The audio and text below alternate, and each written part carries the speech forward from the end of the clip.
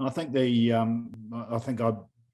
Georgia gave us what we expected, but we gave them what they wanted.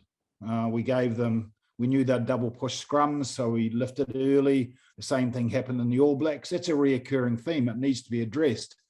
And we seem to have trouble coming from a big game to another game.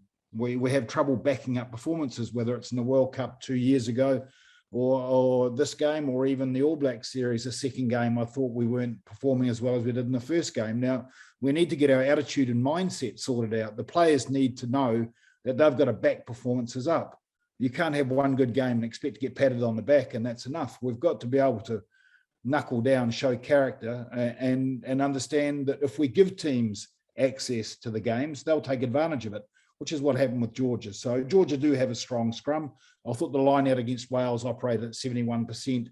I think there were a couple of issues there that we needed to sort out. Then we saw them again and against Georgia. So, like I said, we got what we expected from Georgia. Strong set piece, double push scrums, and we gave them the penalties. They didn't score a try. They were never threatening with the ball. They were just given easy options and easy 3 points through our mistakes.